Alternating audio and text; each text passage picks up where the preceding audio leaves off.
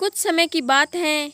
एक बार एक लखनऊ शहर में एक मंजिला नाम की लड़की रहती थी। उसका वह कार से एक्सीडेंट हो गया था, इसलिए उसके दाहिने पैर में बहुत चोट आ गई थी। वह उसका पति बहुत दुखी हो गया था और उसके सास ससुर बहुत समय पहले ही गुजर चुके थे। उसके पति ने सोचा कि उसकी बड़ी भाभी को बुला लिया जाए। उसने बड़ी भाभी के पास कॉल किया। हेलो। मनीष का भाई ओम फोन उठाता है। हेलो भैया, मैं मनीष बोल रहा हूँ। मंजुला का एक्सीडेंट हुआ है और मंजुला के पैर को बहुत चोट आई है, इसलिए डॉक्टर ने उसका ऑपरेशन करने के लिए कहा है। और आप तो जानते हो भैया मेरा काम कितना होता है, तो मैं चाहता हूँ अगर भाभी कुछ दिन मंजुला के पास आए तो मुझे टेंशन नहीं रहेगा। मनीष, अब मंजुला की तबीयत कैसी है? बहुत खराब है भैया। मंजिला की ऑपरेशन की खबर सुनते ही सीमा उसकी देवरानी जिठानी की ख्याल रखने के लिए जल्दी वह शहर पहुंच जाती हैं। 2-3 दिन में मंजिला का ऑपरेशन हो जाता है और वह मंजिला का अच्छी तरह ख्याल रखती थी और उसके बच्चों का भी। मंजिला घर की साफ सफाई रखती थी ताकि सीमा को या उसके पति मनीष को किसी भी तरह की कोई परेशानी ना हो। बच्चे को वह खाने पिलाने से सुलाने तक की जिम्मेदारी रहती थी। कुछ ही दिनों में मंजिला ठीक हो जाती हैं और अपनी माँ को सारी बातें बताती हैं। तभी माँ कहती है, मंजुला, तेरी गवार जेठानी को और काम ही क्या है? अरे वो तो बस अपने देवर के सामने अच्छे बनने का दिखावा कर रही है, इसीलिए तो तुम्हारी बड़ी सेवा कर रही है। माँ, तुम तो जानती हो मैं तो अपने जेठानी को बिल्कुल पसंद नहीं करती, लेकिन मजबूर में उनको यहाँ बुलाना पड़ा। लेकिन माँ, सच में अगर वो ना होती तो पता नहीं मेरा क्या होता। माँ, आपको पता है आजकल मनीष घर आते ही भाभी की इतनी तारीफ करते हैं कि पूछो ही मत। देखा, कह रही थी ना मैं। अब तो समझ जा बेटी, तेरी जेठानी की नजर सिर्फ और सिर्फ मनीष के पैसों पर है। मंजिले अपनी माँ की बात सुनकर अपनी भाभी के प्रति ईर्ष्या पैदा हो जाती है और वह मनीष को कान भरने लगती हैं। तभी मनीष कहता है कि मंजुला, तुम जैसा सोचती हो वैसा भाभी कुछ भी नहीं करती। वो तो अपने सारे काम मन लगा कर करती है। और हाँ, भैया भाभी को कोई लालच नहीं है। वो ये सब मेरे पैसे के लिए नहीं कर रहे। आज मैं जो कुछ हूँ उन्हीं की बदौलत हूँ। माँ पिताजी के जाने के बाद भाभी ने मुझे अपने बेटे की तरह पाला है। घर के हालत इतने अच्छे नहीं थे, लेकिन फिर भी भाभी के जिद के कारण मुझे भैया भाभी ने शहर में इंजीनियरिंग की पढ़ाई करने के लिए भेज दिया था। सीमा ने मनीष की पढ़ाई के लिए अपने सारे गहने बेच दिए थे और जब सीमा छोटी थी तो उसके माता पिता का देहांत हो गया था। उसको उसके मामा जियों ने पाली थी और पाल पोष कर बड़ा कर उसकी शादी करवा दी। इधर मंजली, उसने पूरी बात सुनी और उसने पूरी पढ़ाई कराई। तभी मंजिला को इस बात से कोई फ़र्क नहीं पड़ता था। उसकी माँ की बात उसे याद रह जाती है। कुछ ही दिन बीत जाते हैं, फिर मंजिला अपना काम करने लगती है। तभी वह सीमा को कोसने लगती हैं। तभी सीना वहाँ से गांव जाने का निश्चय कर लेती है। मनीष, मुझे यहाँ आए बहुत दिन बीत चुके हैं। अब मैं घर वापस जाना चाहती हूँ। वहाँ पर बच्चे भी मेरी राह देख रहे हैं, तो मेरा टिकट करवा देना। भाभी, आप कुछ दिन और रुकती तो बहुत अच्छा लगता। नहीं मनीष, अब नहीं। हम सब फिर वापस मिलने आएंगे। सीमा जल्द ही शहर से अपने घर पहुंच जाती है। तभी मंजिला, उसका अमीर होना और उसके पति का इंजीनियरिंग होने का बहुत ही घमंड था।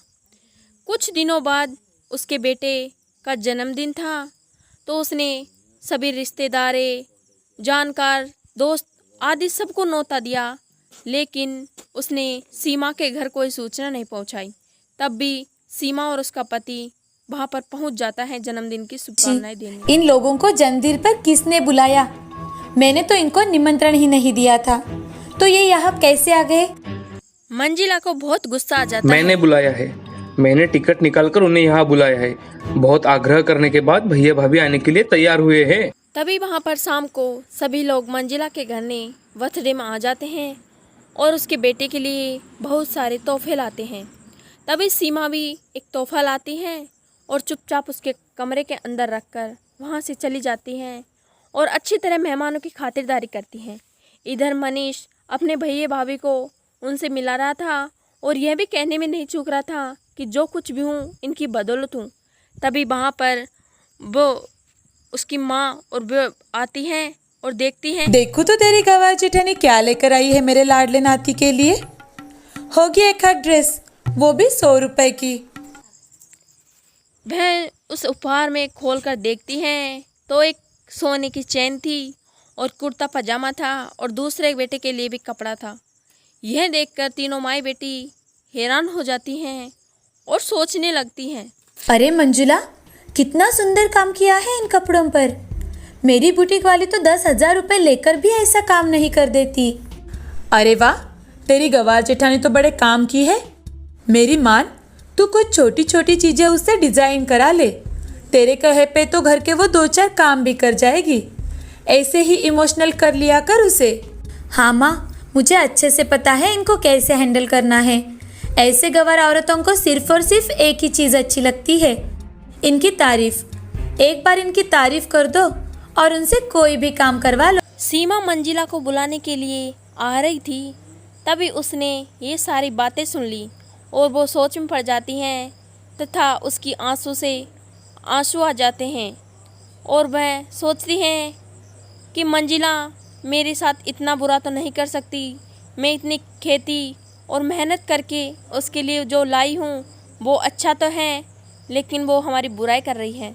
तभी मनीष और उसकी भाभी उस रूम के अंदर जाते हैं और मनीष कहता है, वाह अरे पढ़े लिखे बुद्धिमान लोग जो मेरे डबल एमकॉम भाभी के प्यार को गवार कह रहे हैं। मंजुला, मैं तुमसे पूछना चाहता हूँ कि ये लोग कहाँ थे जब तुम्हें इनकी सबसे ज्यादा जरूरत थी।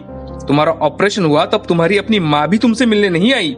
ये भूल गई कि भाभी ने तुम्हारा कितना अच्छे से ख्याल रखा और हमारे बच्चे तुमसे ज्यादा अपनी बड़ी माँ के पास रहने लगे थे। दामाद जी, आप हमारे बारे में गलत सोच रहे हो। आप तो जानते हो हमारा कितना बड़ा कारोबार है, हमें बिल्कुल भी वक्त नहीं मिलता। उस वक्त भी कुछ ऐसे ही काम में व्यस्त थे, बस इसीलिए नहीं आ पाए। मंजुला, तू चुप क्यों है? समझाना दामाद जी को। मनीष मंजुला की ओर गुस्से से देखता है तो मंजुला की नजरें नीचे झुक जाती है। मैं सब समझता हूँ मंजुला, बाहर मेहमान आए हैं, तुम्हारा मेकअप अगर ठीक हो चुका है तो नीचे तब मंजिला मनीष की बात सुनकर बहुत शर्मिंदा होती हैं और वे अपनों तक नज़र नहीं मिला पाती हैं और मंजिला नीचे जाती हैं। तभी होस्ट उसे पुकारता है। अब हमारे लिटिल मास्टर अपने मम्मी पापा के साथ केक कटिंग करेंगे। तभी मंजिला ने होस्ट को कहा, मम्मी पापा नहीं, आज बेबी अपने बड़े मम्मी पापा के साथ केक कटिंग करेगा। तभी मंजिला की माँ उसका हाथ पकड़ती है तो मंजिला बोलती है, मेरा हाथ छोड़ दो और अब बस भी करो माँ। मेरी जेठानी गवार नहीं है और आपसे अनुरोध है कि अब आप कभी हमारे घर में दखलंदाजी मत कीजिए। आप अपने काम से काम रखा करो। ऐसा कहकर वो चारों लोग वहाँ पर मनीष और हनीश का केक कटाने के लिए जाते हैं। तभी सीमा मंजिला से बोलती है, मंजुला, तू मेरी छोटी बहन है और मनीष मेरे बेटे जैसा। तो आज तक जो गलतफहमियां हम सब में थी वो खत्म हो चुकी है। तो चलो अब सब मिलकर केक काटते हैं। तभी वहाँ से शाम को वे सभी लोग चले जाते हैं और मंजिला भी हाथ जोड़कर उनसे माफ़ी मांगती है और उसकी माँ और भाभी बहुत रुसा जाती हैं और वो पूरा परिवार खुशी खुशी रहने लगता है। इस कहानी से हमें सीख मिलती है, किसी की बातों में नहीं आनी चाहिए, हमारे दिल की बातों को समझना चाहिए, उसमें हमें लाभ होता है और हमारे परिवार की एकता बनाए रहते हैं। धन्यवाद।